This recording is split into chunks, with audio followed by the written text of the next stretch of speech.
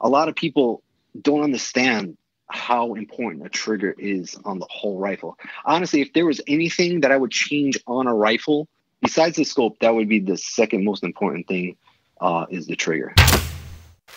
Big Buck Registry's Deer Hunting Podcast, episode number 276. Anthony Stallone, hunter-shooter, the long-range rifle shot. Support for the Big Buck Registry and the Deer Hunt Podcast comes from Rackology. Everything you need in one bag. Now available at Rural King and Orslyn Farm and Home storefronts. Or online at www.rackology.org. -33 merino wool layering system. Timeless natural insulation, keeping you warm on the coldest days while staying breathable and wicking away moisture on the wet ones without the old school itch of regular wool. Grizzly Ears, the most advanced engineered wireless earbuds for the outdoors. Covert scouting cameras, remote cameras for hunting, wildlife, and security. Quiet Cat, the all-terrain electric bicycle. Visit quietcat.com. That's QUIETKAT.com and use the discount code BIGBUCK15 to secure 15% off your next Quiet Cat purchase. And Big Buck merch. You can get cool, high-quality Big Buck t-shirts, long-sleeve t-shirts, and hoodies. And show support for this podcast by visiting www.bigbuckregistry.com/MERCH.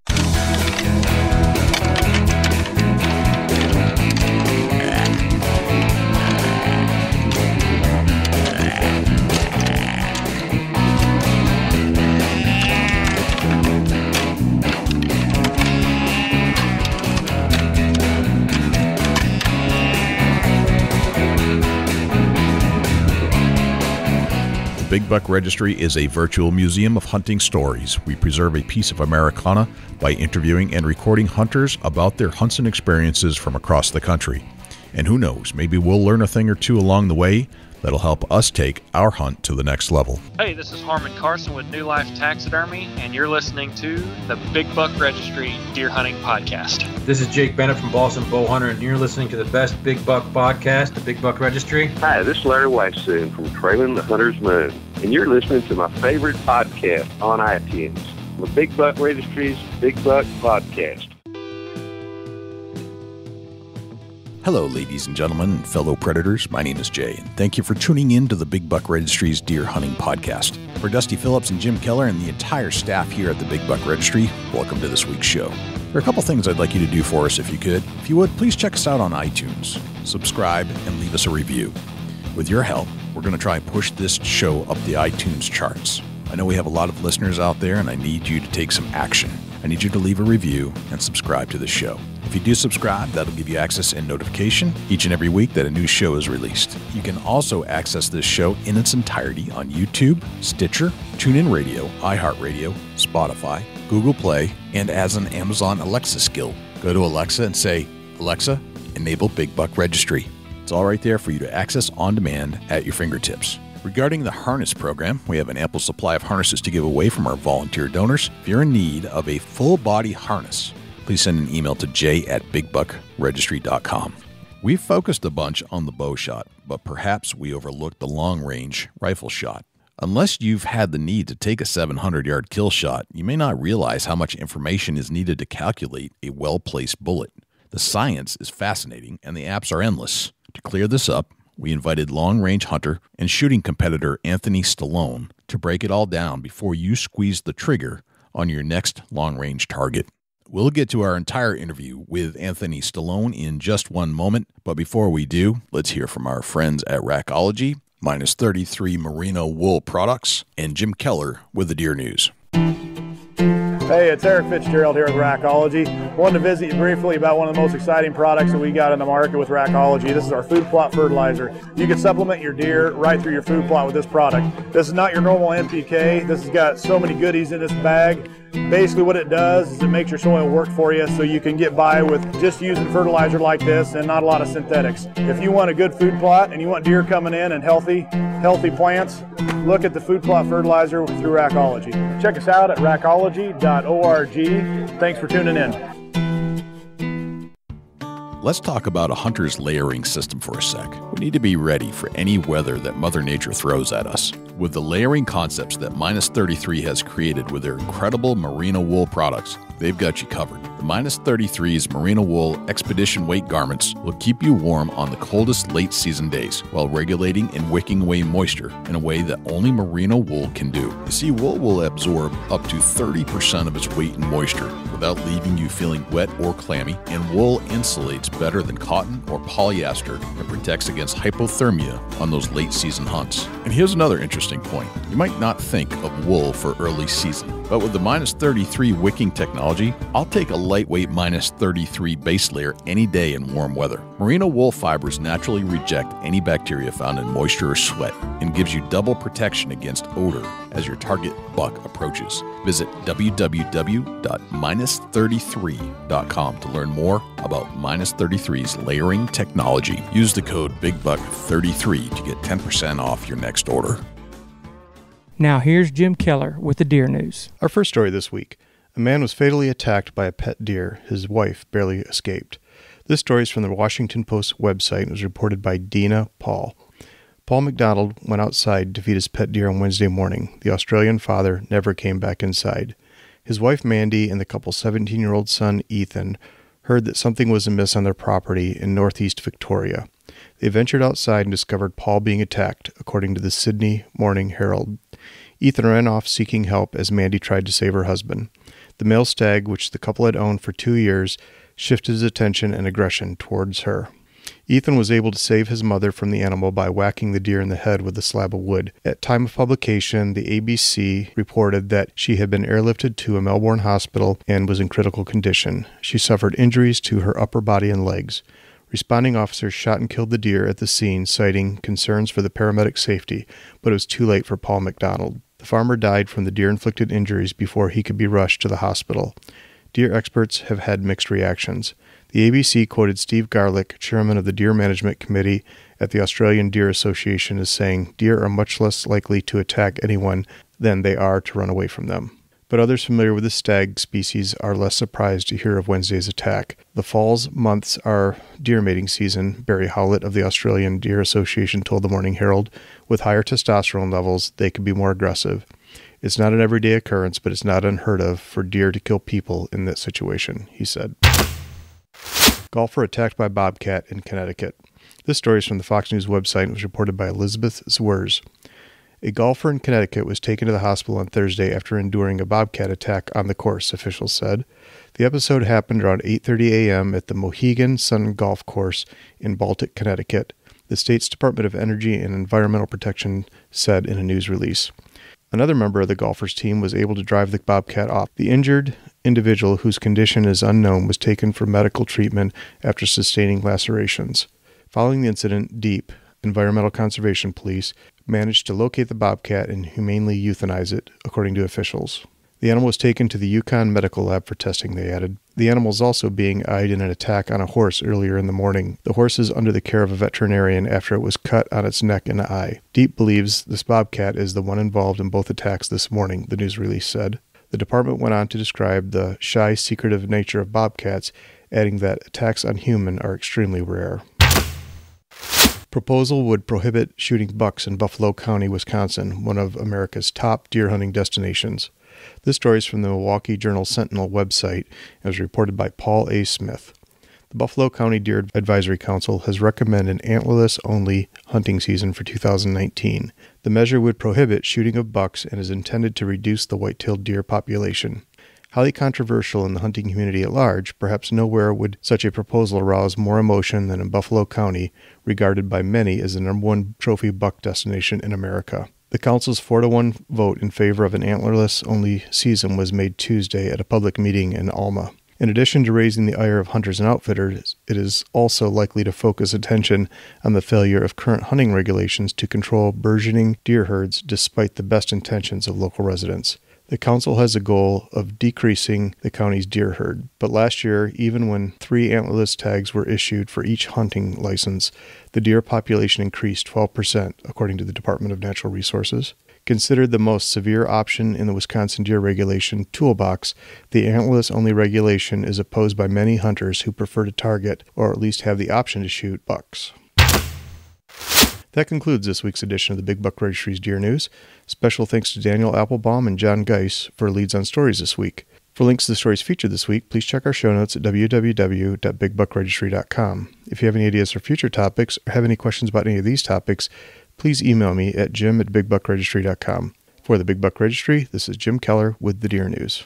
Thanks to Jim Keller for the Deer News. Without further ado, here is Anthony Stallone. Anthony Stallone, welcome to the Big Buck Registry's Deer Hunting Podcast. How are you, my friend? Everything's great. Thank you for having me. I'm very excited to talk to you because we're going to talk about some aspects of hunting that I bet a lot of us overlook, and things that, we talked about this a little bit, but as bow hunters, we get so darn technical when it comes to our bows, anywhere from let off to speed to what's the grain of my broadhead and the spine of the arrow. And there's, for some reason, bow hunting just comes naturally to being super technical.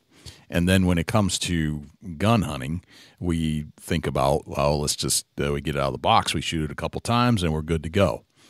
But there's so much more to it than just doing that. And unless you're shooting Midwest or out West long-range shots, then I'm guessing a lot of the guys in the Northeast, we don't have long-range shots.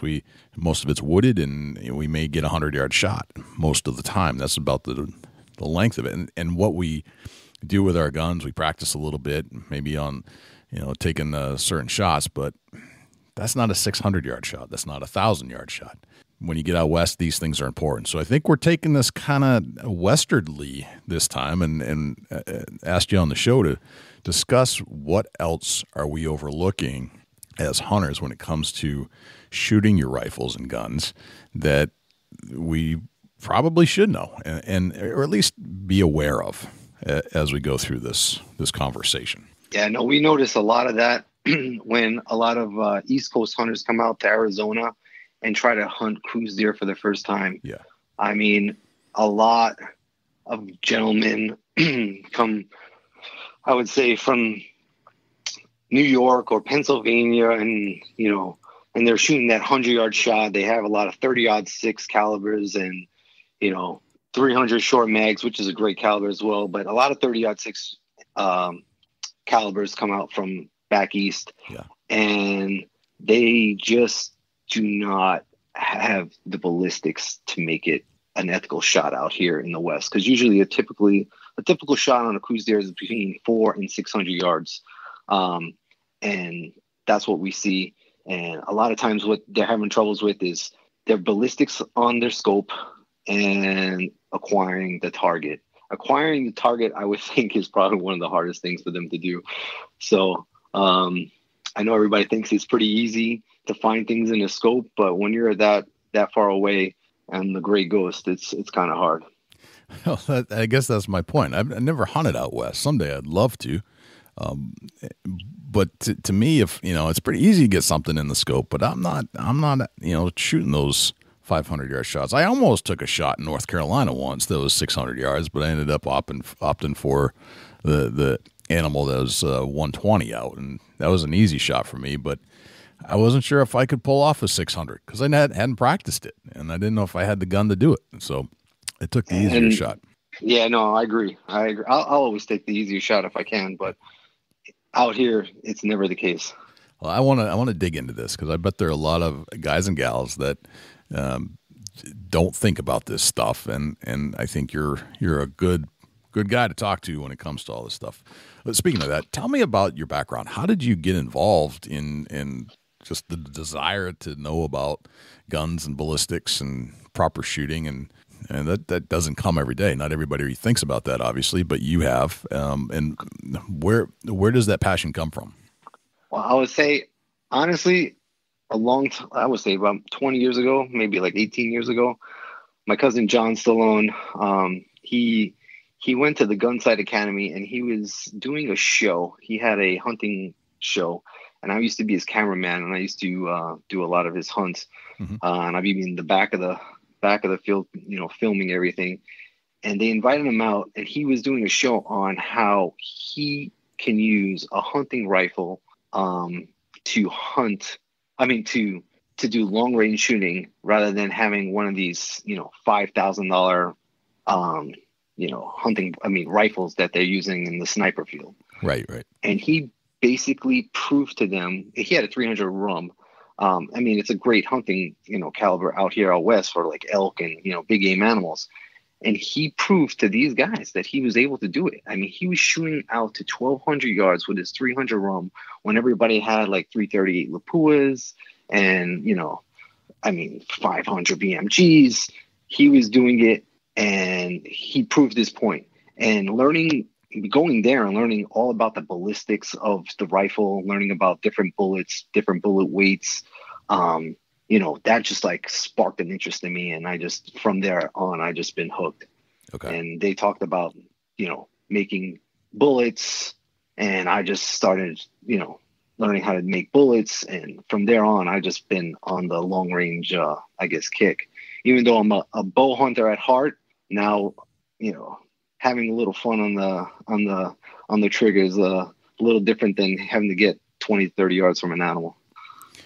I think it can be as interesting, right? And certainly as challenging, because again, you're adding in that element of difficulty and technical aspects of the shot that you would see on a 60-yard shot with a bow is probably, I don't know, maybe equivalent of a 600-yard shot with a gun. I would say you're probably about right. The difference in variables in the wind and how it would. So out here out west, I would say a typical shot on the deer is between anywhere from 40 to 80 yards. Okay. Mm-hmm. And we practice our bows from 40 to 80 yards. Usually we start at 90 yards to 100 yards practicing out here. And I know you guys back east would be like, you're nuts, but you come out west. You're right. Yeah. You guys come out west, and it's a whole different bow game out here. I mean, you're in open terrain. You have no hiding spot. You're just stalking up on these animals, and you're just begging to get as close as possible. So you have to practice out to 80 to 100 yards. And usually I won't shoot an animal unless it's 60 or under. But 60 yards with the bow, there's, it takes one step and you're out of, the kill zone. Right. So, and the wind plays a big part. And that's exactly what happens with a long range shot on a rifle. Ballistics play everything. Wind, you have to read mirage, you have to read the wind. It's up and down. There's so many variables, and that's what I mean. I wouldn't shoot an animal at 1,000 yards, but I like practicing out that far. Right. So right, that makes sense. Well, let's get into some of the nitty gritty then about if I am a hunter that is preparing for an out west hunt, and that long range shooting is going to come into play, and that you want to be accurate and lethal and ethical. Where does one start? I would honestly say, let's start with your rifle. Okay. Let's start with the gear. Proper gear is key to all of this. For me, I like a rifle that I'm able to handle. Now, everybody's different, but I like smaller calibers. I like the 243. I like the 6.5 Creedmoor. I like the 6mm Creedmoor. If I'm going to shoot a higher caliber rifle, like say a 300 rum, a brake is a must. I know a lot of people don't like to use brakes because of the sound. However, I'd rather not flinch than put earplugs in my ears before I'm going to shoot. And if you're going to shoot at a far yardage, the animal doesn't even know you're there. You're not making noise. They're not hearing you. So I never kind of worry about that. So having, you have time when you're going to shoot a long range shot. You have time to set up your rifle. You have time to, practice prior to making the shot. And it's not like it's a 100-yard shot and you have to make it right then and there, because if you move, the deer is going to see you or something's going to happen. I'm talking within 400 to 600 yards is a typical shot out here. So you have time to do whatever you like, like I said. So muzzle brake, I put muzzle brakes on my 243. And I know it sounds ridiculous, but my kids have learned to shoot like that, and they have no flinch. And not having a flinch takes out a lot of variables when shooting long range. Well, let's back it up for just the person that doesn't understand muzzle brake. What is that? What does that mean? All right, so a muzzle brake basically is it's like a little component on the front of your rifle that takes away the shock of the rifle in the butt of the stock. So, when you get the kick, everybody's scared of the kick, or you get, some people get a kick, they have a rifle that's so hard, they get a kick, they'll scope their eye. And that muzzle brake takes away a lot of that. Okay. All right. So it's almost like it's calming the shot in a lot of ways. Correct. It's like you getting punched in the shoulder from me, a man, and getting punched in the shoulder by a kid. Okay. Kind of. Right. That's how big of a difference it can make depending on what type of rifle you're using. Right. Okay. That makes sense. And are muzzle brakes available for all guns, or it has to be a certain type of gun to make that happen? No, any gun can have a muzzle brake. You just have to get it threaded. A lot of new guns nowadays are coming already threaded, and all you have to do is buy the brake. I use a JEC custom brake. American Precision Arms also makes great brakes. There's a bunch of great brakes out there. However, those are the two that I use, and those are the two that I recommend. I think on most like hunting rifles, you may want to use it's called the little bastard or the micro bastard.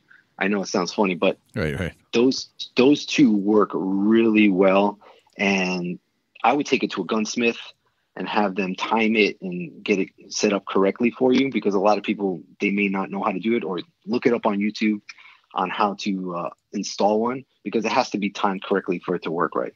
Gotcha. Okay. So when I'm thinking about, so muzzle brake sounds like it's an important module of building a gun. And you said that the gun itself is probably the most important aspect of the long range shot. What types of things as a hunter am I thinking about when I'm starting from scratch on a gun that I want to be able to take long range? And do I have to build it, or can I just buy a standard issue gun, and we'll get into calibers in a little bit, and modify it to a spec that you think would be suitable for long range mule deer hunting? All right, I'm going to give you the best scenario. I'm going to give you the cheapest way to do it, and you don't have to buy a custom gun. They're always nice, but you don't have to buy one. These are the guns that I like. I like Tikkas, and I like the Ruger American Precision. I like the Tikka in the 243 or 7mm odd 8, and I like the 6.5 Creedmoor in that Ruger American Precision. That Ruger American Precision is a $400 gun. Okay. And I'm not kidding you. That gun will shoot lights out with a Hornady 143 grain ELDX out to 1,000 yards. No problem. I mean, you're shooting dimes at 100 yards. Really? And that's out of the box. Okay. Cheap gun. But it's all about proper setup. And if you get everything properly set up, you can make that shot. And I'm not talking about, you don't have to spend $1,000. And that gun is already set for a muzzle brake, and all you have to do is buy the muzzle brake. Gotcha. Okay. And what is it about those guns in particular that you like? I mean, obviously it must be accurate of sorts and inexpensive, but what specifically do you like about each of those guns? I would say the Ballistic Co-Efficient on the 6.5 and the 243. They're just great long range guns. And that's probably the easiest way to explain it. The 243 is, I know it's a very small bullet and a lot of people don't like to use it anymore, but I have killed, in the last year, we killed 7 Coues deer with the 87 grain bullet, 87 grains. And all the shots were within 400 to 600 yards on Coues deer. And we shot 7 out of 7. And that's only with an 87 grain bullet. And it's all shot placement. So if you can't handle a rifle and shoot it where you're supposed to, it doesn't matter where you shoot, what kind of rifle you have, you're not going to make the shot. So if you have something that you're able to handle and make the shot, 87 grains is, I mean, it's a light bullet, but it'll do the job. Right. And I'm not saying to go out and shoot a big game animal at 87 grains, but that 143 grain 6.5 Creedmoor that I was saying, that can shoot anything. Mule deer, Coues deer. I would even use that for elk. And the ballistics on that rifle and on that bullet is phenomenal. Okay. So are the days gone of the 30-06? Here in Arizona, I would say yes. Okay. All right. I mean, times change, right? I mean, but for a while, it seemed like the best all-around guns 30-06. Those kind of up to 300. I would say up to 300 yards, 400 yards. That 30-06 is a beast. Okay. But I wouldn't use it. My dad had one. He shot his first elk with it, and he shot it standing at 300 yards. My dad standing 300 yards with the 30-06, and he had it all in the kill zone. And I thought it was the best gun. I mean, I was like 15 years old thinking, oh my God, the 30-06 is, what I'm going to buy when I get older. And from being at gun sight, I've learned that is not the rifle for long range hunting. Okay. All right. So run down just your favorites one more time. I would say, to be honest with you, if I were to pick one rifle right now to shoot most animals out here west, we got desert bighorn sheep, we have deer, we have, Coues deer, mule deer. I would say elk, javelina, 6.5 Creedmoor, in my opinion, right now is the best round out. Okay. All right. And that's available bullets to the public, not having to search and be, go crazy finding, ammo somewhere, because everybody's carrying it. Prior in the past, it was such a hard round to find the ammo. Okay. Now it's very rare, available. Okay. Because I mean, that's a question. That's a great question, and a great point there is that. So I got a cool gun, but I can't get any bullets, and I guess it depends on who the president is, right? At certain times. Yeah. But yeah. I mean, that's a good point. So, and as far as like just, I guess we'll have to get into the aspect of should I practice, should I not, and how do I practice, how do I not?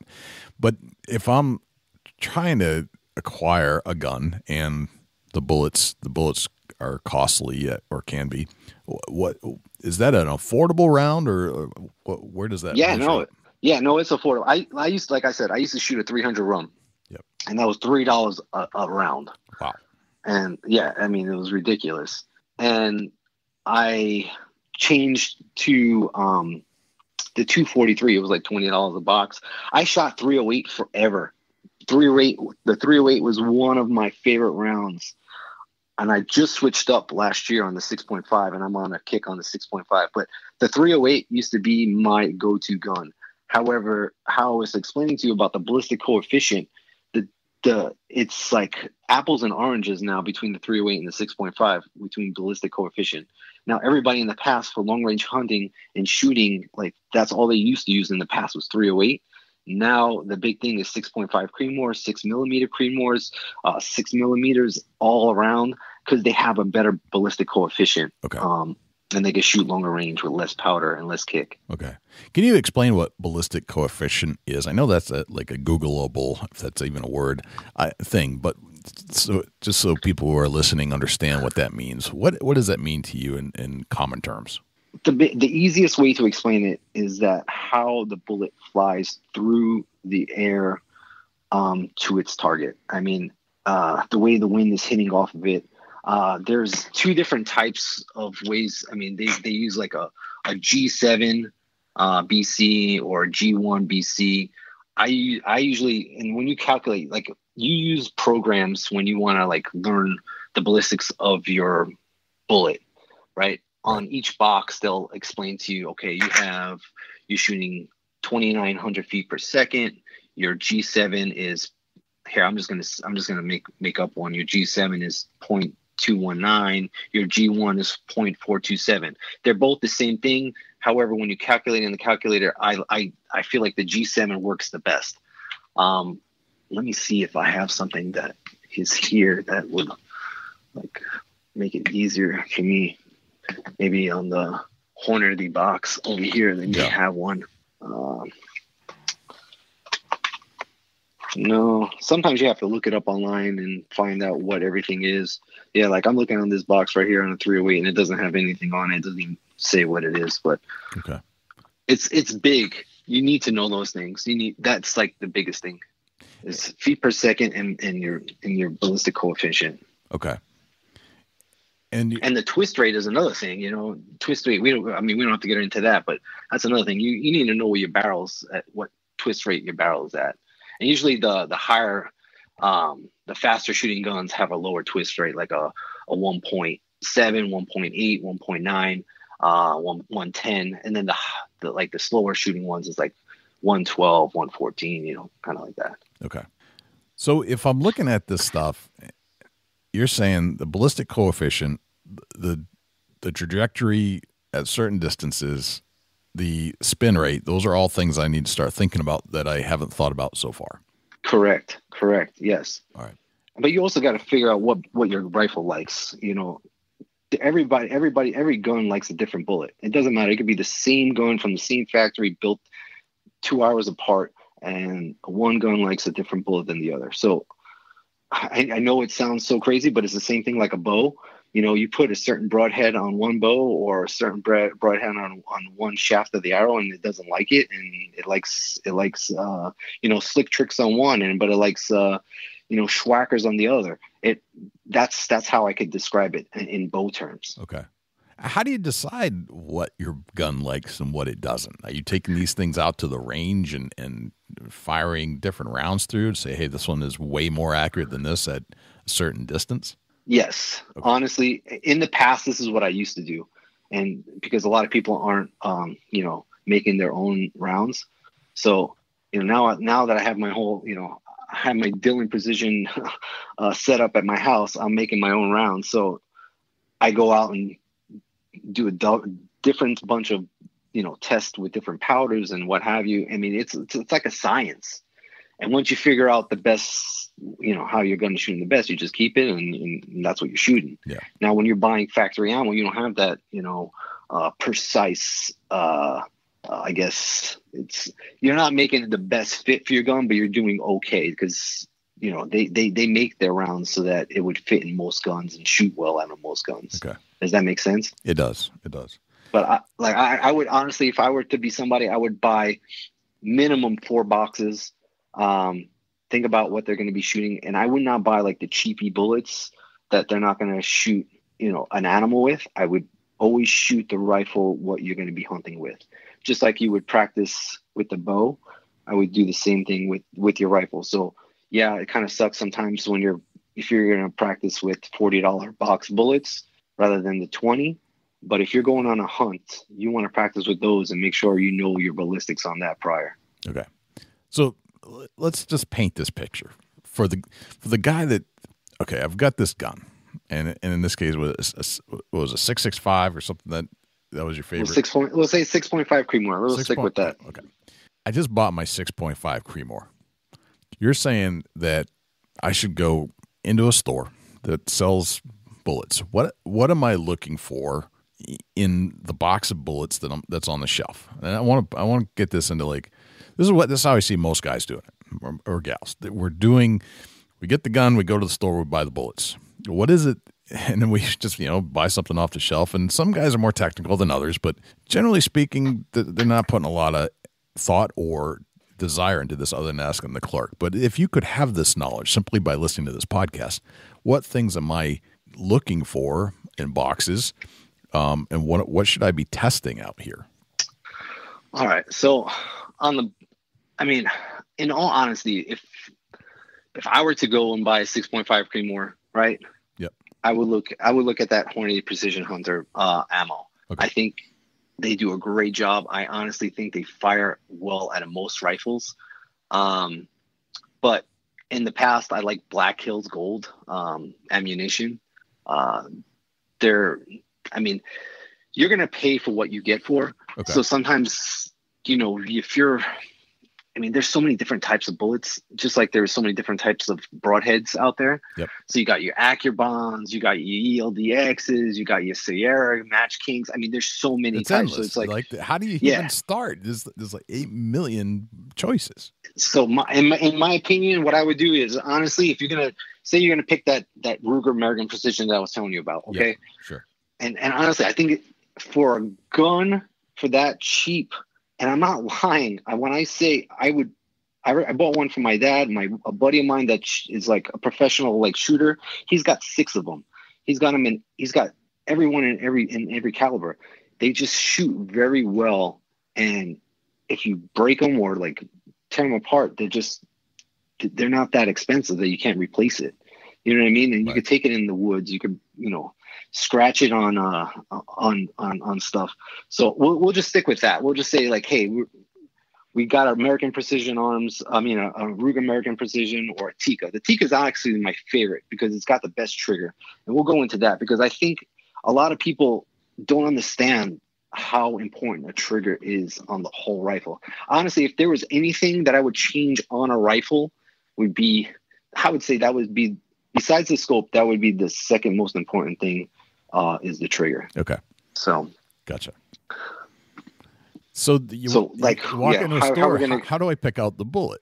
I mean, So how are we going to pick out the bullet? So honestly, I would say I would look at Ballistic Co-Efficient being number one, to see how well it's going to be shooting.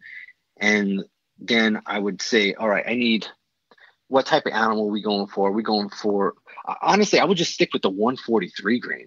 You could shoot that on anything, even though, it could be bigger for certain animals, like a javelina or what have you. Mm-hmm. But I don't think it's going to ruin the meat that bad.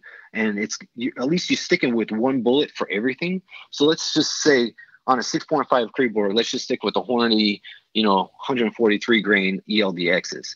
Now those ELDXs, they blow up inside. They're like a shocking bullet. Okay. So they don't like really pass through. They like expand, make all the absorbs expand inside the cavity. Okay.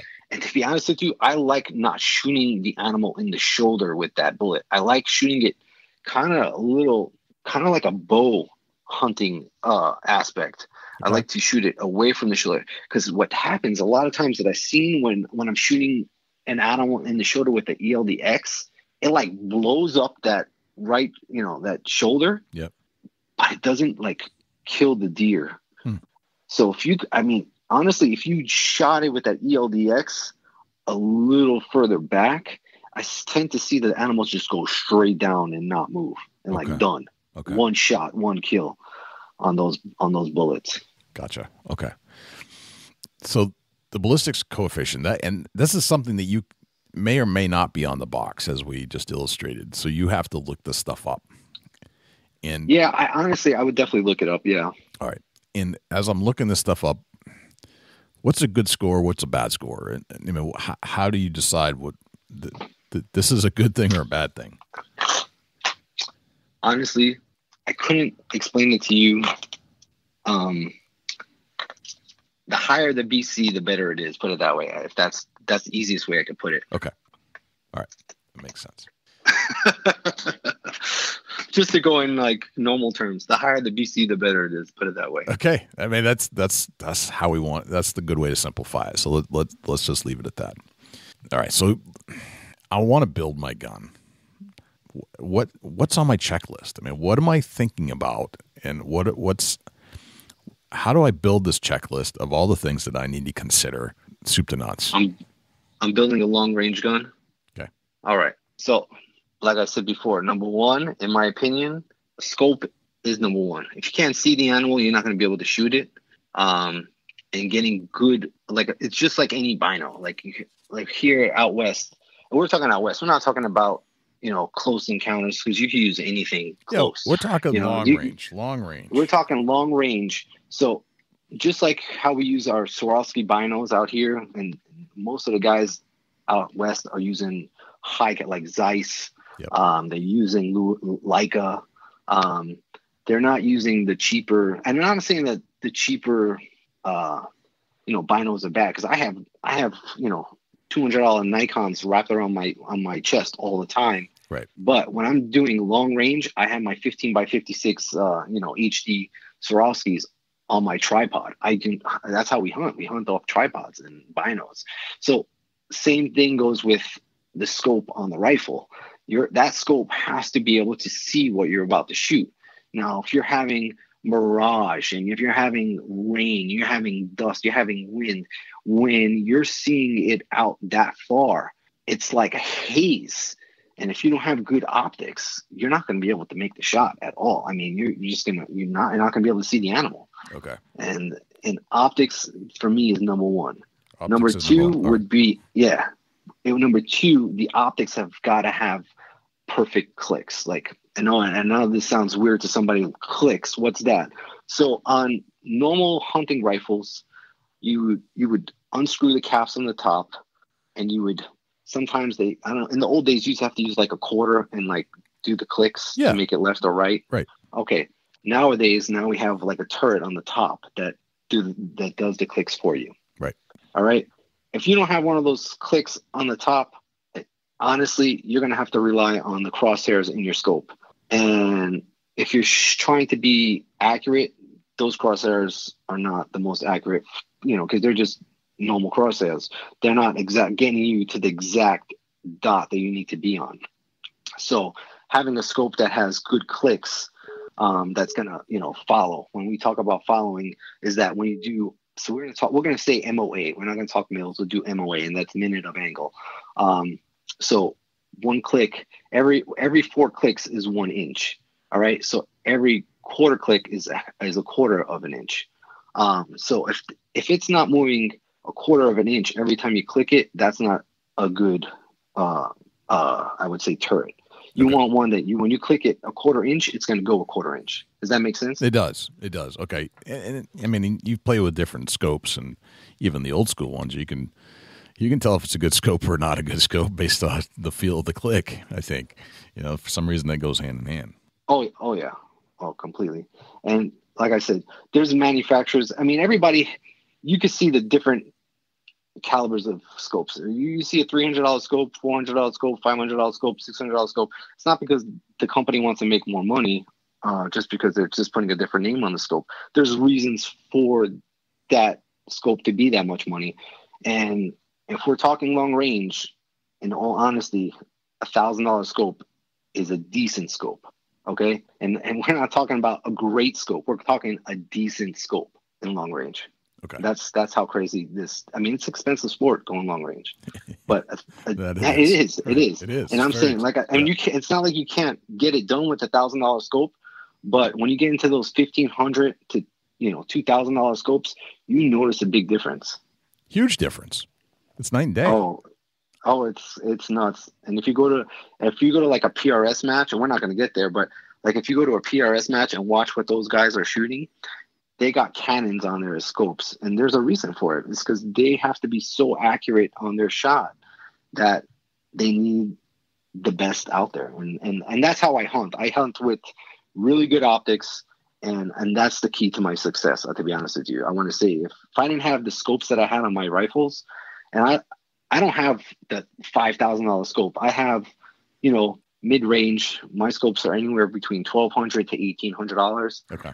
I like Valdata. I know a lot of people don't know this company called Valdata, but I like the dot system when I hunt and when I shoot. There's like it's called a mill dot. So there's no crosshairs in my scope. There's just a dot.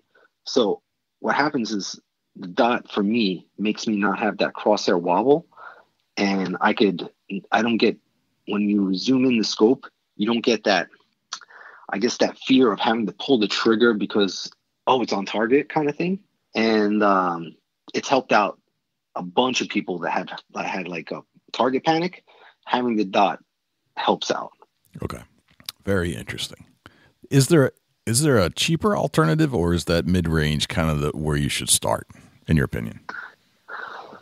I mean, if you can shoot 400 to 600 yards, there's cheaper scopes out there. Okay.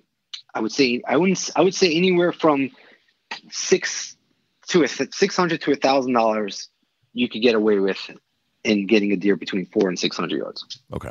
If you're going to start going a little bit longer, a little bit, further out, then you would want to get a better scope.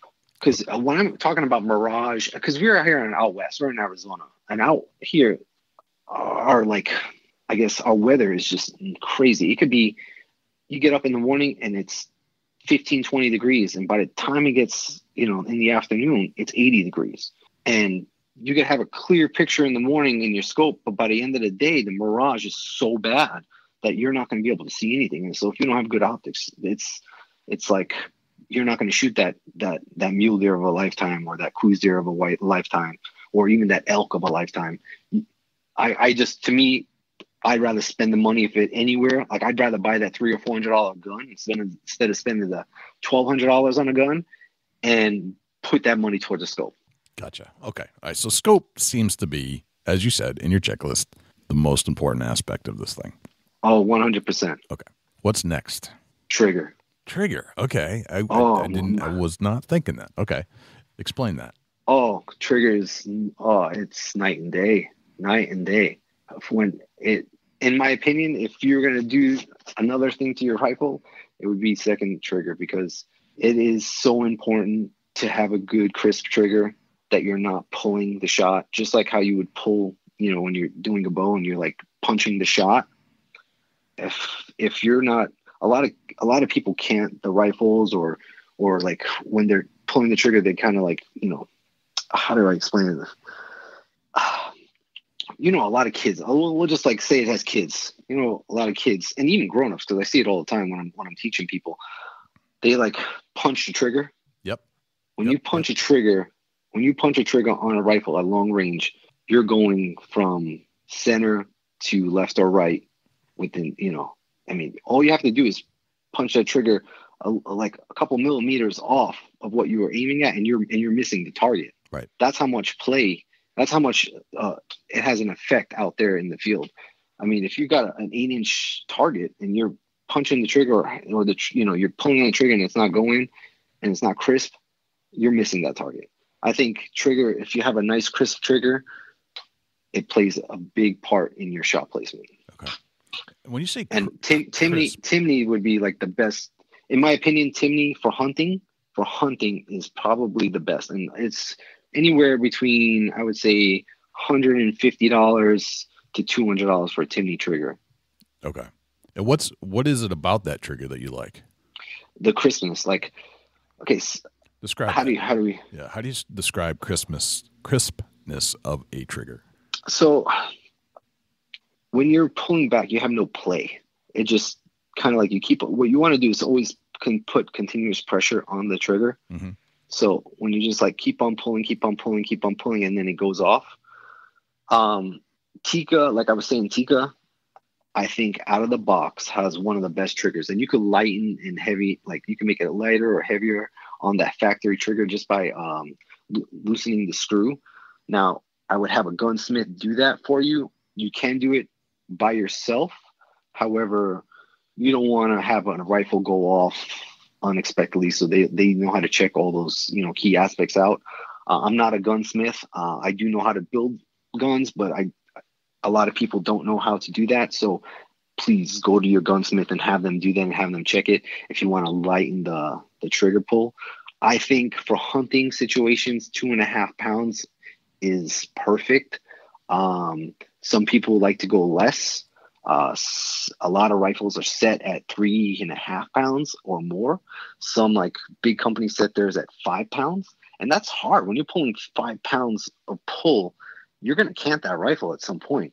So the lighter the pull and the crisper the trigger, the easier, you want to be surprised on the trigger. And that's the best way I can describe it. Okay. Well, let's take a little break. And when we come back, we'll pick up where we left off with Anthony Stallone and the long-range rifle shot. Rackology Deer Supplement and Attractant, developed through years of intense scientific research, comes a product that puts it all in one bag. Superior attractant, scientifically formulated vitamins and minerals, and all at a much better price. To get yours today, please check out rackology.org for a list of dealers. Rackology, how can you afford not to use it? Everything deer need, all in one bag.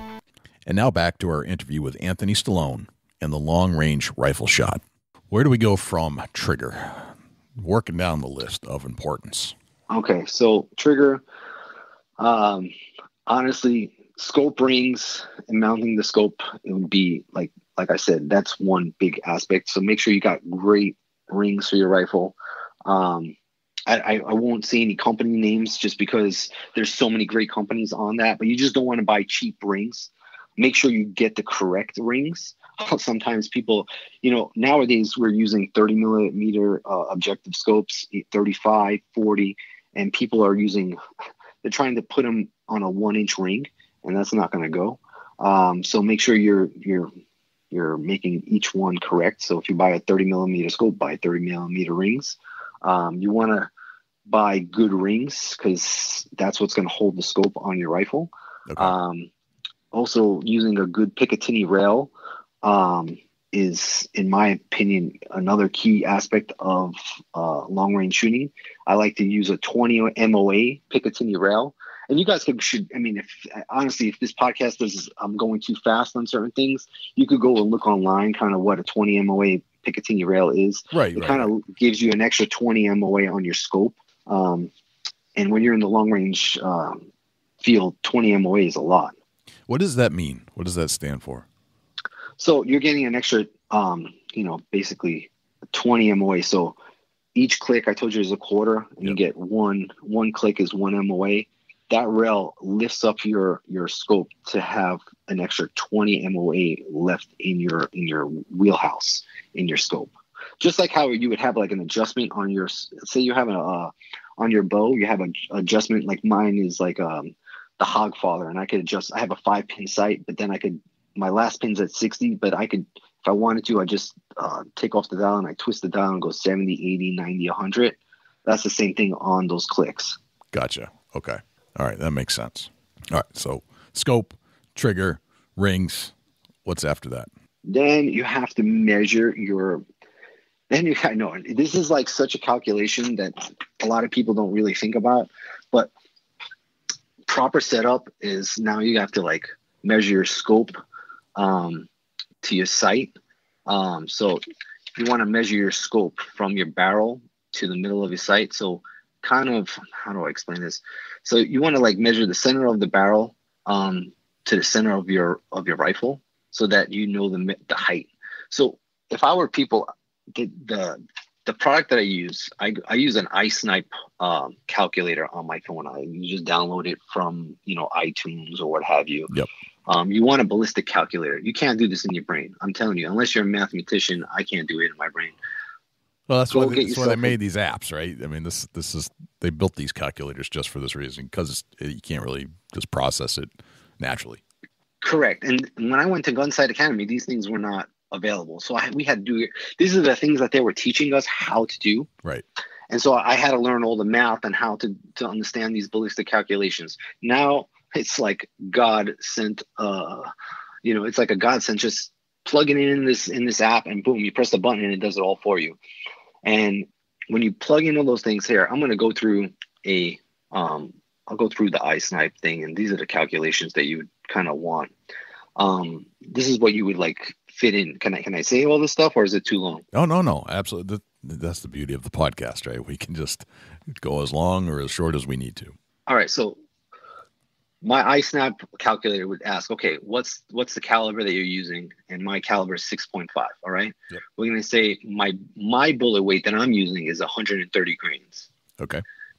My ballistic coefficient is 0.287, and that's the G7 ballistic coefficient. All right. My muzzle velocity, that's how fast my bullet is coming through out of my rifle, okay, is 2820. Now, in most boxes, they'll give you a variable how fast that bullet shoots. However, that's not really exactly how fast your bullet is shooting. You have to get it, calibrated by, one of those machines that calibrates and tells you how fast you're shooting. Just like when you go to a bow, when you go to your local archery shop and they tell you, okay, your bow is shooting this fast. And that's how you know how fast you're shooting. That's the same thing on the bullet. So my muzzle velocity is 2,820 feet per second. then my zero distance on my scope is I start at 100 yards. So I know that at 100 yards, my zero stop when my clicks on the top is at 0. Mm-hmm. So my 100 is at 0. Now my sight height from what I was explaining before is 1.8 inches from the center of my scope to the center of my rifle. Gotcha. That's the sight height.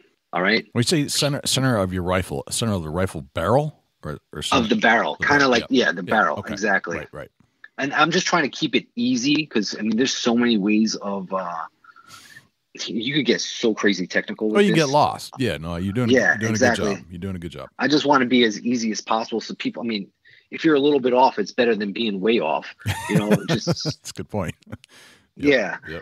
It's because people never, calculate that in their figure of, when they're making the mathematical assumptions. So at least you'll be close to it. So let me go on. Let me see. So basically, you kind of want to be in the middle of the firing pin and the middle of the scope. Does that make sense? Yep, it sure does. Okay. So let me see. So the sight height is 1.8 inches. My elevation of click is 0.25. So like I was saying, there's MOA and there's mil. I don't use mil. A lot of guys in the PRS matches all use mil. That's like the new thing. Everybody's using mil because you get more clicks out of your scope. Okay. I tend not to shoot past 1,000 yards. Can I shoot past 1,000 yards? Yes, I can shoot past 1,000 yards. Have I made a shot past 1,000 yards? Yes, I have. Do I like shooting past 1,000 yards? No, I do not. Okay. I don't even like shooting past 600 yards. When I go and shoot, it's 800 yards max. But when you're testing out a rifle and you're trying to play around, you go further out. So with MOA, you could go past 1,000 yards. Can you go past 1,200 yards? Maybe not. You may not have enough clicks, and that's why guys with the mil. That's why people use mil because they'll get more clicks out of their scope. Okay. In my opinion, I don't think it's as accurate because a mil is 0.33 and the MOA is 0.25.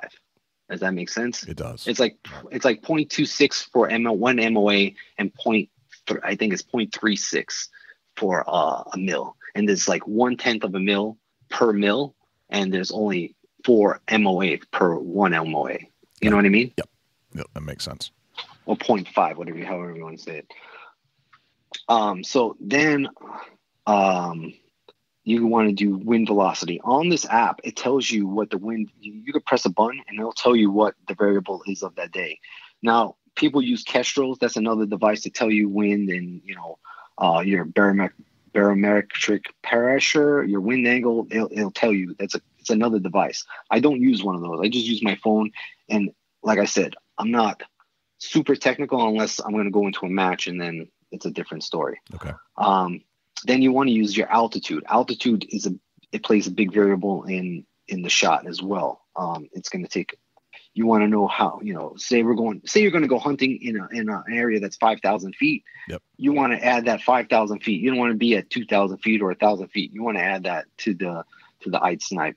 You always want to be kind of like where you're going to be hunting. Say you're going to be hunting between 6,000 and 12,000. You want to put something in the middle so that you're at that 12,000. You may be missing by a little bit or shooting high a little bit, but it's not going to be as if you put in 2,000.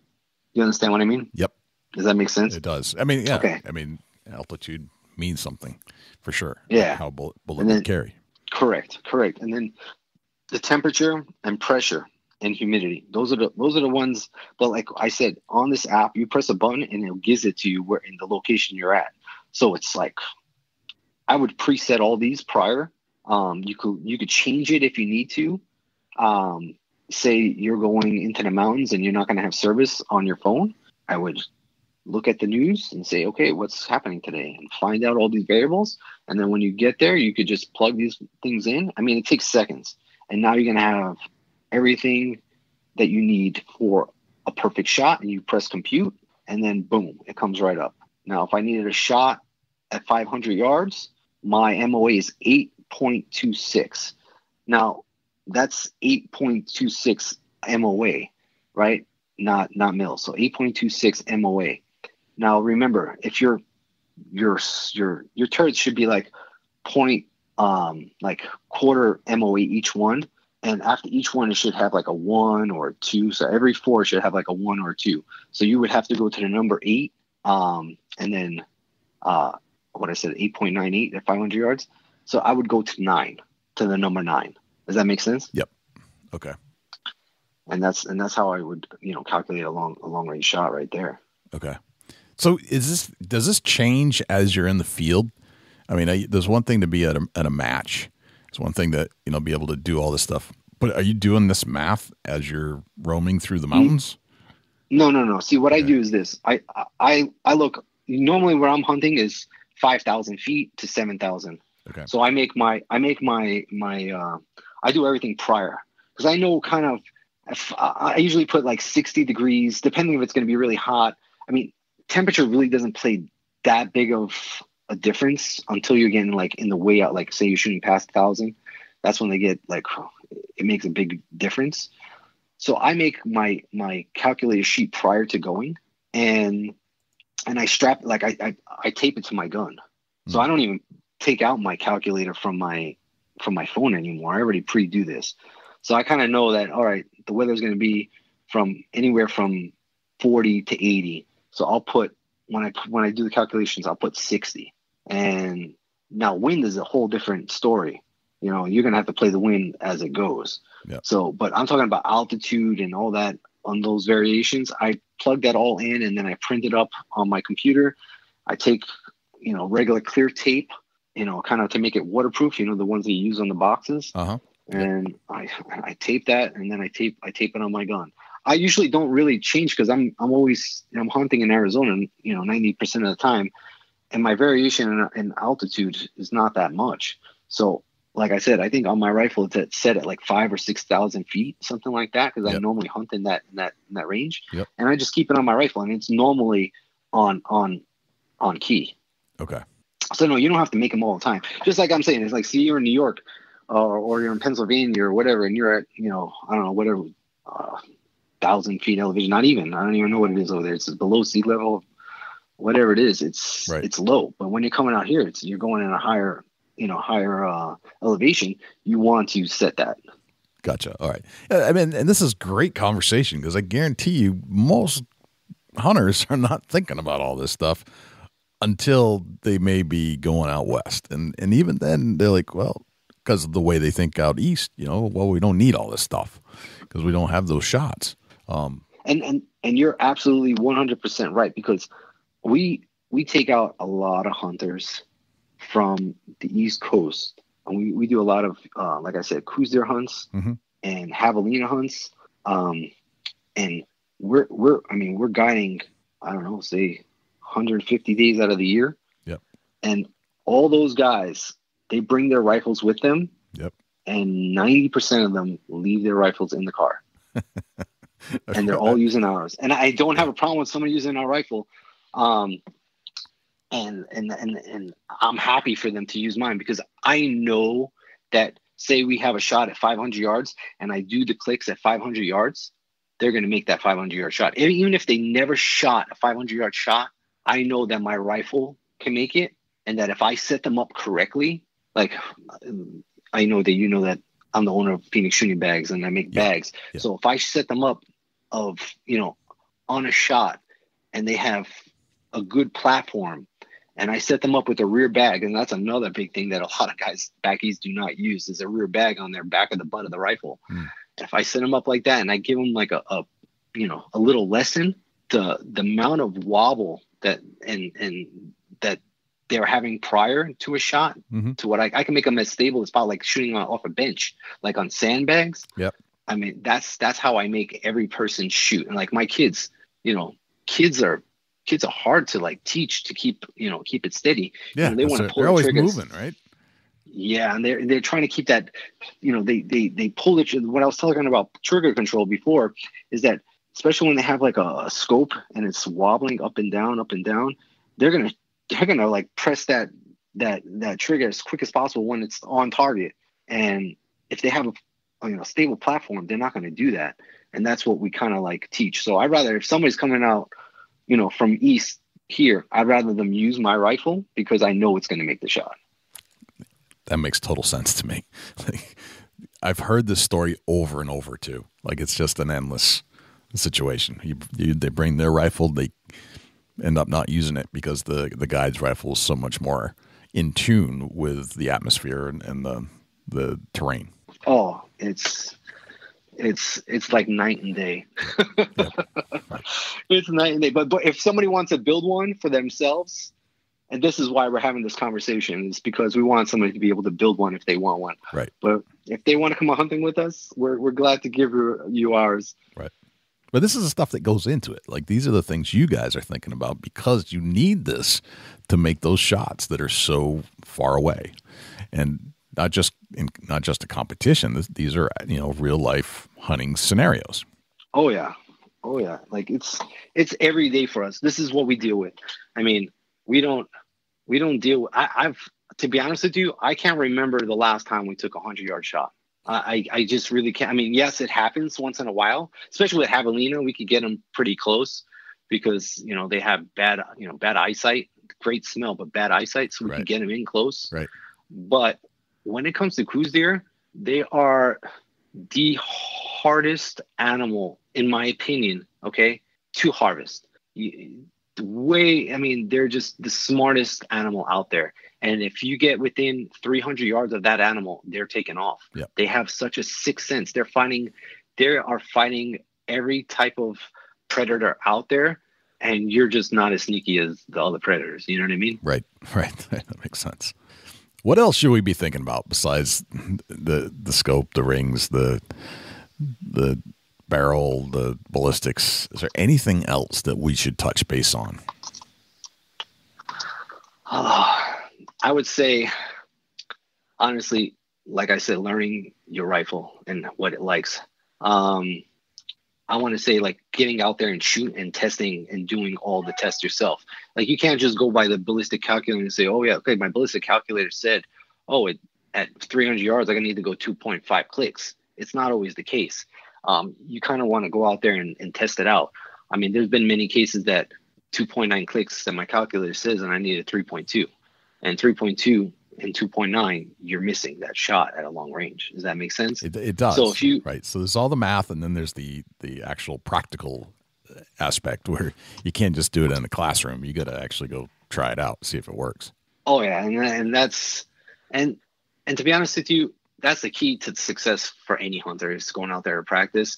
I mean, you can be somebody that's a great hunter but not a great shot. Does that make sense? Like, totally. If I know guys like my dad is a phenomenal hunter. He could see things like no other, and he's a great shot at anywhere from 100 to 200 yards.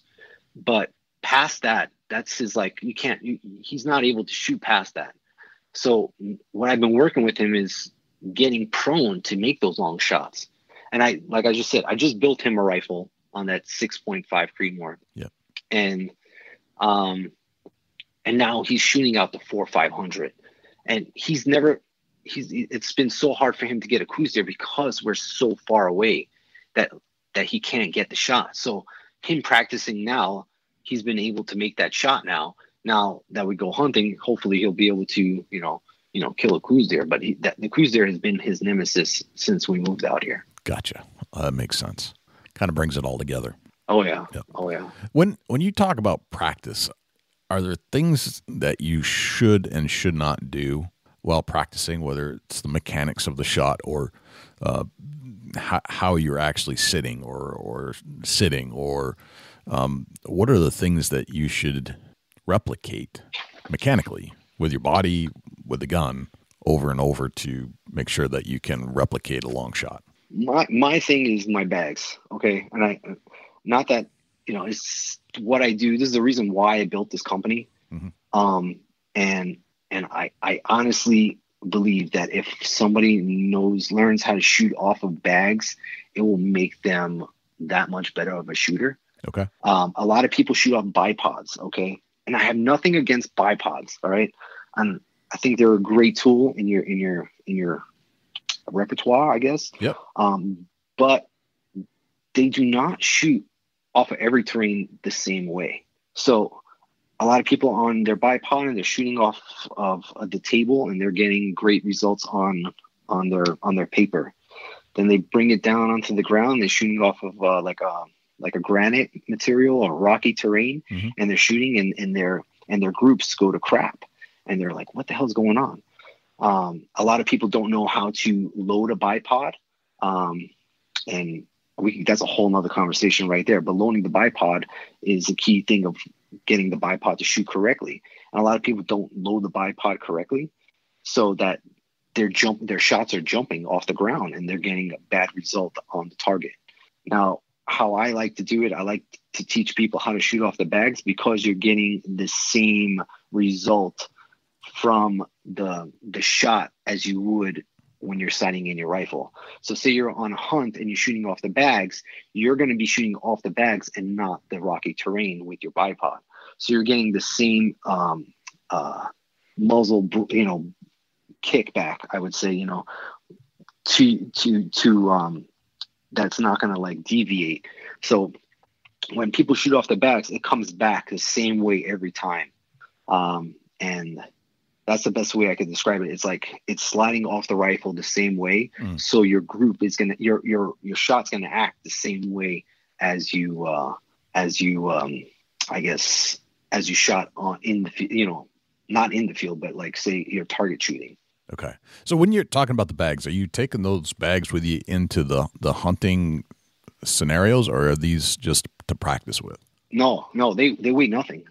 I built them so that you could take them. See, back in the day, my cousin Joe and I used to go Coues deer hunting, and we used to carry 5-pound sandbags with us. Okay. He would carry one for the rear, and I would carry one for the front. Okay. And when you're hiking, 5 pounds is just extra weight. It's a lot. Is a lot. My bags weigh anywhere from 5.6 ounces to 11 ounces is my largest one. Okay. And so you could take it out in the field. Now, I usually don't take the medium bag with me, the 11-ounce one with me out in the field, just because I use my backpack as the height. And I use it's called the TBD bag. It's called the Tony Bag of Donuts. My cousin John Stallone is the reason for that. But he's the super guide and the super hunter that kind of named the bag, because he's like, Ant. They used to all call me Tony back in the day. And he's like, Tony Bag of Donuts, it does everything. I mean, and this bag does everything. You can shoot it off a boulder. You can shoot it off your backpack. You can shoot it off a tree limb. You can put it on any platform, and it'll stabilize the rifle for your front. No kidding. That's cool. Oh, it's amazing. I'm like, that is, and that's the first bag that I ever came out with. And it evolved from there. And John's kind of the one that kind of pushed me to make the bags. Yep. Because everybody kept on asking him every time he'd take a client out. He would guide a client. They would ask him, hey, where can I find these bags? And he's like, well, my cousin Anthony made this for me. I could ask him if he can make you one. And to be honest with you, I'm not a seamstress, and I'd have to bust my mom's chops to ask her, hey, can you sew this for me? And it just kept on evolving from there, and everybody asking. And he takes, I don't know, I would say about 30 clients a year out hunting. So, 30 clients asking him for a bag every year started to get like cumbersome. And I'm like, I would give it to them for free. I would just make it for him just because he's my cousin. And then he's like, Ant, you need to start making money on this. So that's how the whole company became, started. Gotcha. Well, these sound like an innovative creation, really. I mean, you're fixing a problem. It was more for myself than anything. Right. Well, a lot of times they start out that way, right? And then they evolve into something you can sell to other people. Yeah, no, honestly, it has been a blessing. I've never heard so much positive response between the long range shooters now. I mean, people contact me saying, hey, I never would have made that shot without your bags. I never would have harvested this animal. I can't believe I'm reaching out to this many yards now. I'm constantly shooting 600 yards. My groups are phenomenal, and the bags will help you out at 100 yards. It's not like it won't. Right. But people need to learn how to use the bags to get there. A lot of people, like I was telling you before, don't like back east. They don't use a rear bag, and if there's any bag out there to use is a rear bag, so you don't get that crosshair wobble. If you're using a rear bag for the butt of the stock, you can micro adjust your shot by just squeezing the bag, and that's what helps the long range hunters. I mean, if you look in PRS matches, 99% of those shooters are using bags in every different platform that they're shooting off of.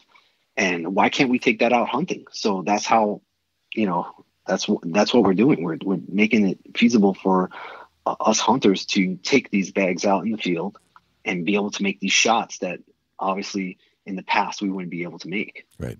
It's a great concept because you think, you're at the range, you're always setting up on some nice bag and it steadies the shot like no other. And you lose that when you go in the field unless you use something like what you created. That's phenomenal. It's a great idea. Well, another big thing is I'm a big advocate with kids. Mm-hmm. I will do anything for any kid. Like if somebody's asking me to teach a child, I will go out of my way to help them. I mean, that's my passion. I love kids.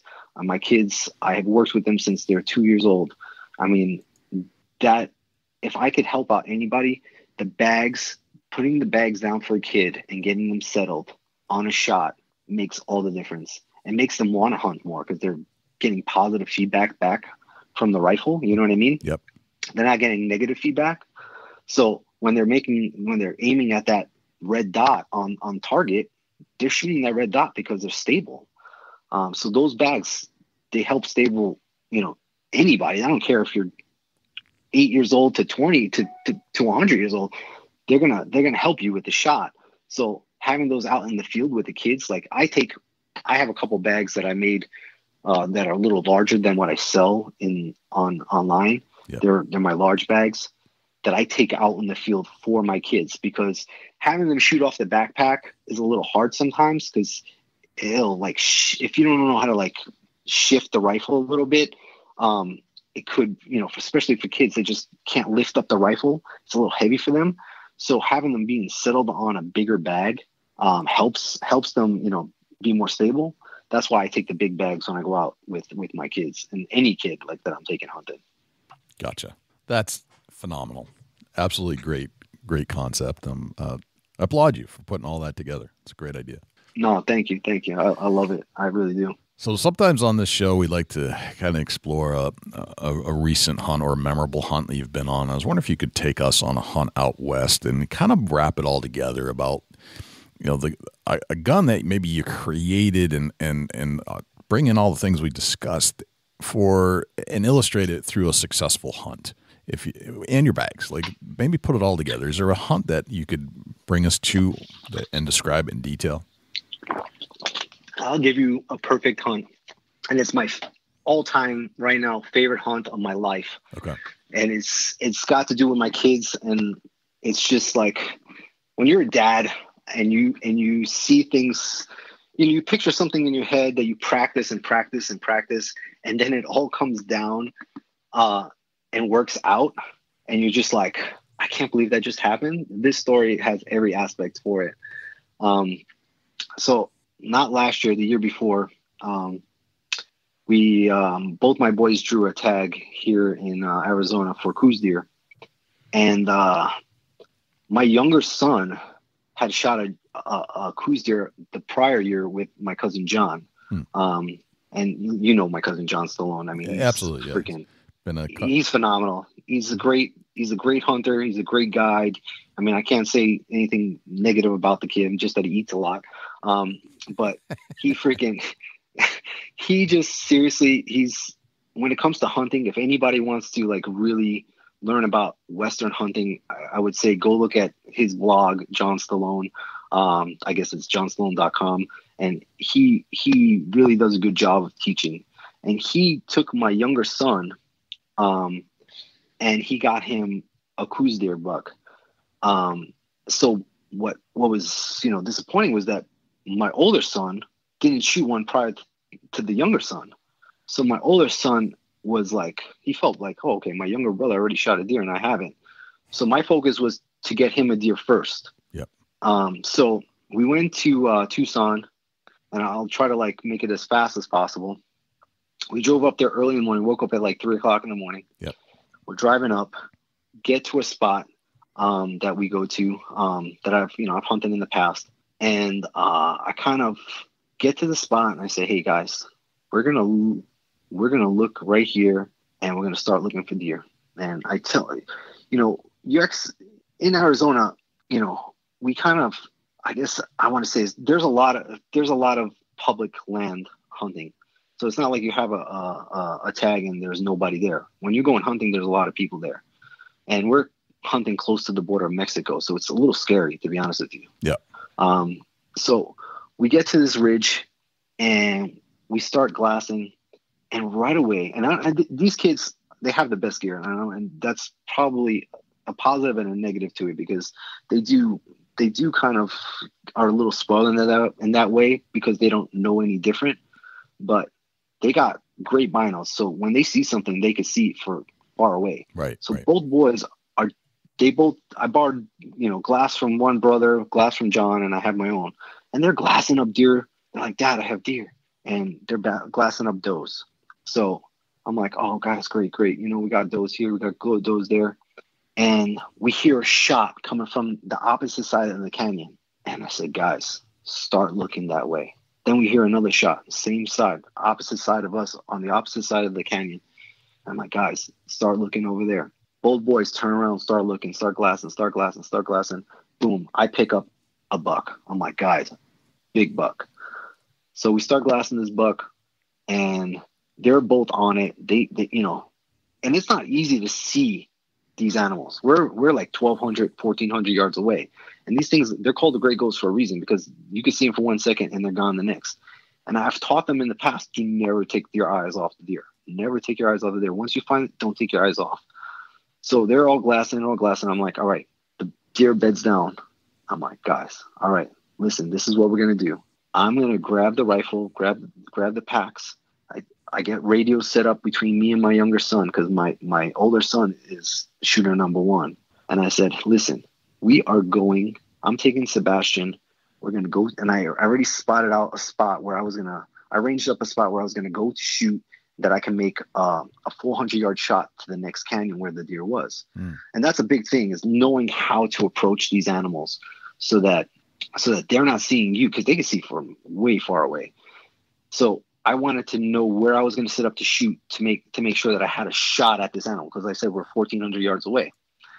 So my other son now is 11 years old, and my 12-year-old son is now coming with me to go shoot this animal.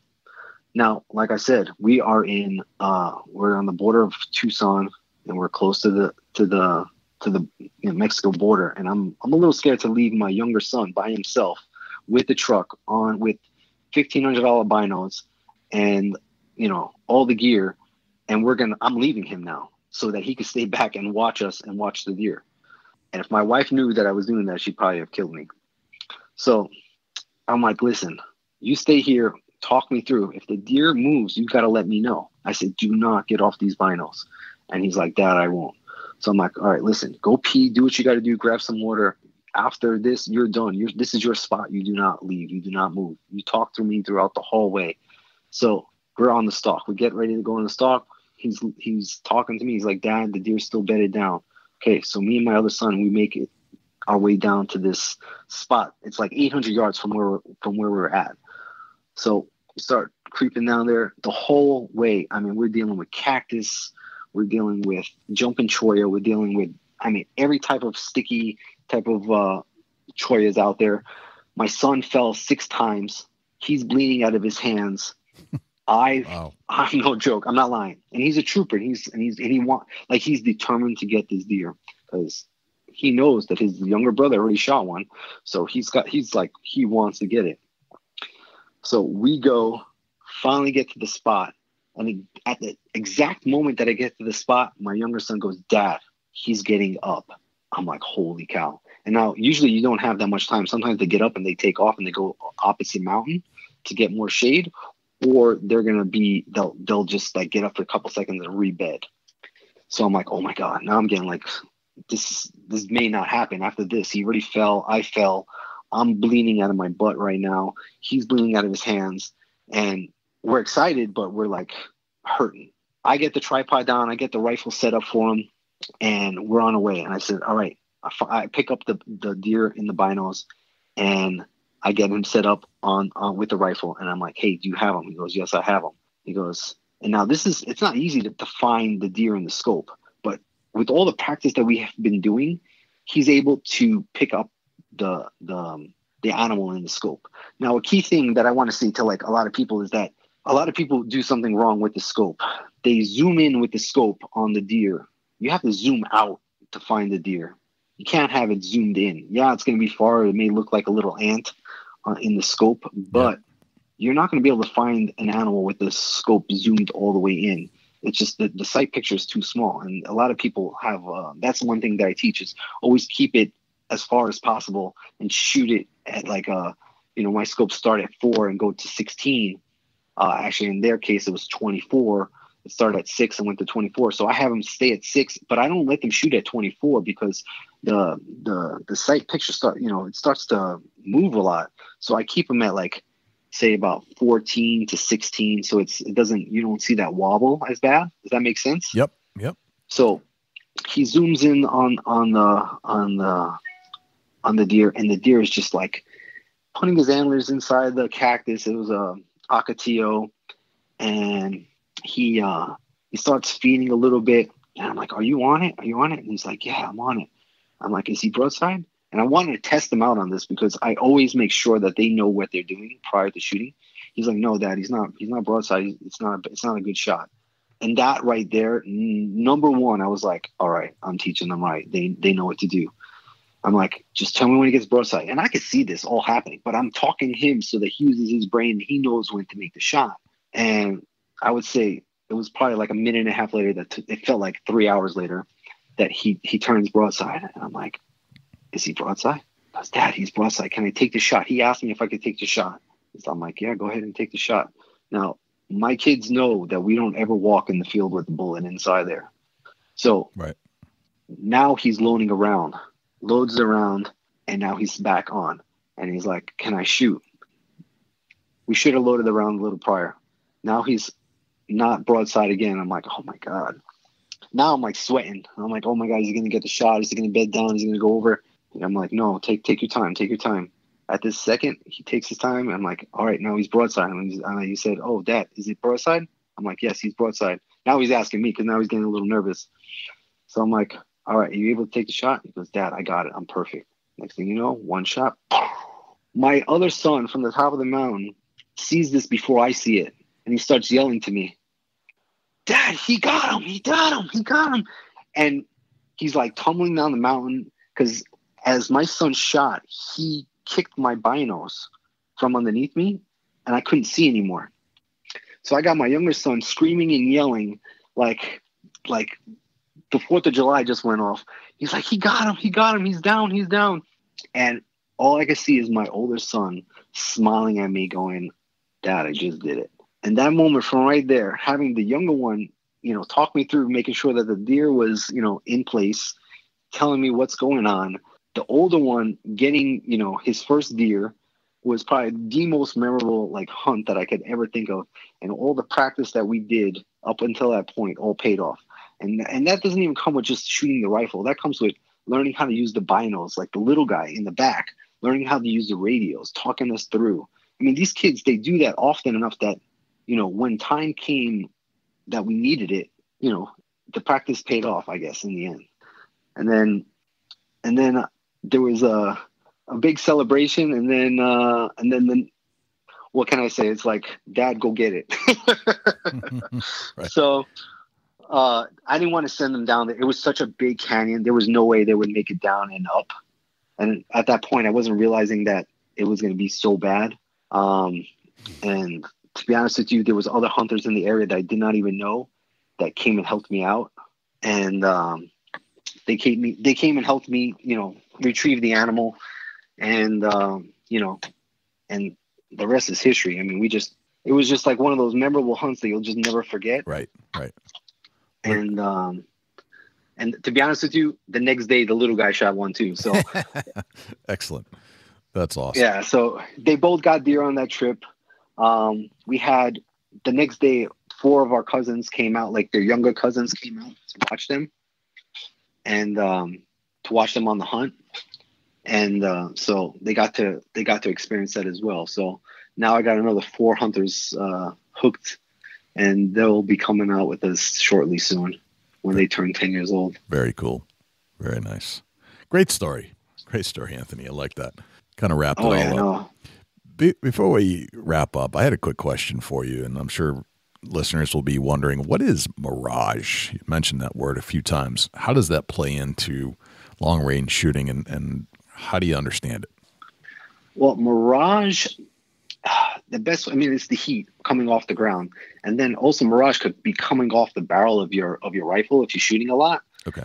So it kind of, usually when you're looking at mirage, you're kind of reading the wind in a sense. It's the heat coming off the ground so that, and then you could see kind of like what way the mirage is going. So say you have a mirage going to the left, that means the wind is going to the left.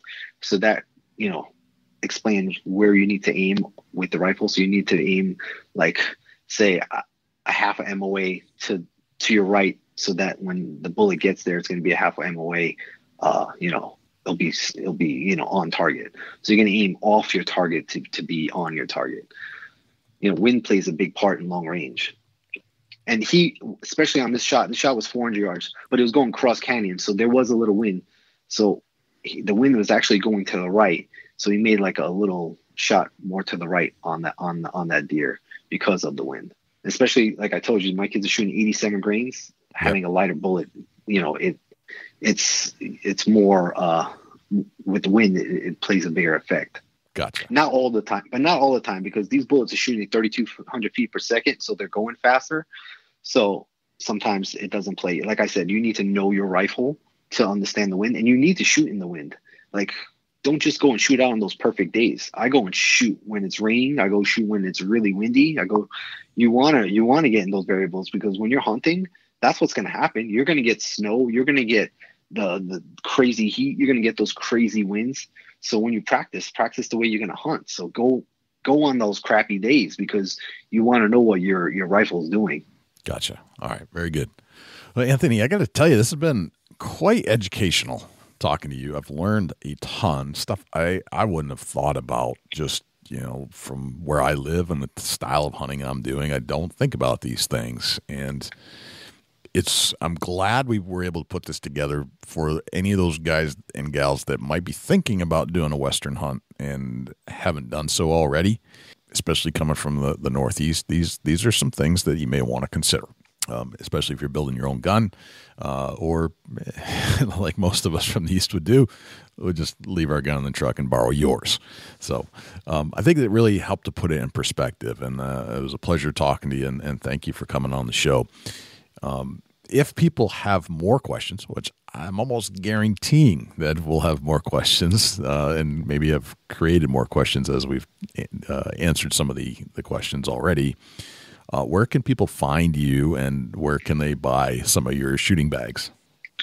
They can reach out to me either on Instagram at Phoenix Shooting Bags, or they can email me at phoenixshootingbags@yahoo.com. The website to buy the bags is phoenixshootingbags.com.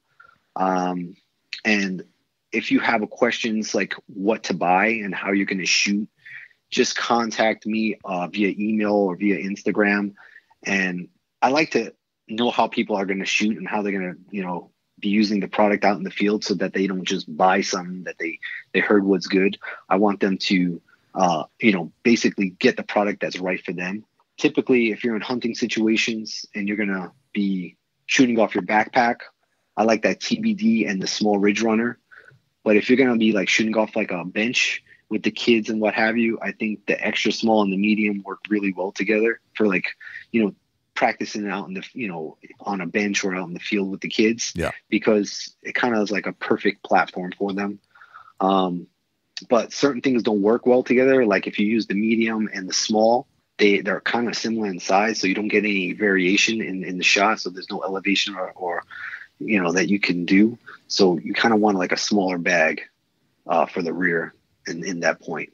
Gotcha. Very cool. Well, I got to say, it's been an honor and a pleasure to have you here, Anthony, and we may have to have you back for some more technical advice, if that's cool.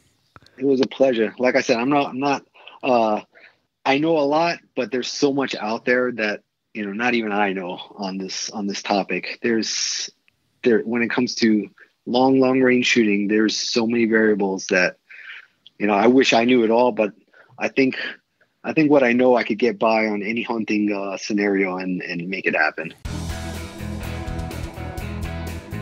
Thanks to Anthony for joining us on the podcast. I certainly learned a lot because as an East Coast hunter, I don't get these 700-yard shots very often. Most of them are inside of 100. So I guess I needed to prepare myself to break this all down. I don't think about these things, but I always wanted to go on a trip out west to experience what it's like to glass the target from a long ways away and make a really good long shot. I think that would be really interesting. It's super technical when you break it all down, and it can be overwhelming and confusing. So thank you to Anthony for coming on the show and absolutely clearing up all that stuff. And now hopefully, and maybe we've created more questions than answers, I don't know, but hopefully that gives you some real good ammo, no pun intended, to go into the field with confidence and know that you can take a long range shot with the right equipment in building what is a good gun and where to start.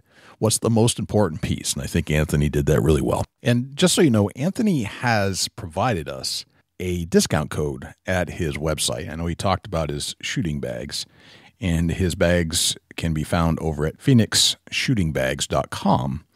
And if you go there and you check out with our coupon code, BIGBUCK20, you'll get 20% off of your order. So we don't make any money off of these sales, and Phoenix Shooting Bags is not a sponsor of the show, but Anthony was very courteous for the listeners of the Big Buck Registry Deer Hunt podcast. So go check it out, phoenixshootingbags.com, BIGBUCK20, to get 20% off your order. Dusty, where can we find you when you're not hanging out here in the studios with me? Shoot me an email, dusty@bigbuckregistry.com. You can look me up on Instagram and Twitter @ChasingAntler, Facebook.com/Chubby Tines Outdoors. Jay, where can the people reach out to you when you're not on the mic? Likewise, you can shoot me an email, jay@bigbuckregistry.com, and you can visit us on Facebook, facebook.com/bigbuckregistry. We're also on Twitter, which is twitter.com/bigbuckregistry. We're also on Instagram, instagram.com/bigbuckregistry, and YouTube, which is youtube.com/bigbuckregistry. On YouTube, you can listen to all of our podcasts in their entirety. As far as videos are concerned, it's a boring video, but the audio content is there, so you can actually listen to our podcast. You can also listen to all of our live shows that we've done on Thursday nights when we do them, and we've gone back and re-interviewed a lot of our previous guests we had on the show just to put a face to a voice, let's put it that way. You can always listen to our show on other places as well, not just YouTube. We're found on Stitcher, TuneIn Radio, iHeartRadio, Spotify, Google Play, and as an Amazon Alexa skill. Go to Alexa and say, Alexa, enable Big Buck Registry. And if you would like to submit a buck to our page for consideration and be featured on our page in front of 250,000 diehard deer hunting fans, all you have to do is go to bigbuckregistry.com/mybuck, and all of the instructions will be right there. I think that's pretty much everywhere we're at. I think that's a wrap, Dusty. That's a whole lot of big buck, Jay. Sure is. I'm Jay Scott. I'm Dusty Phillips. And this is the Big Buck Registry's Deer Hunting Podcast. We'll see you next week.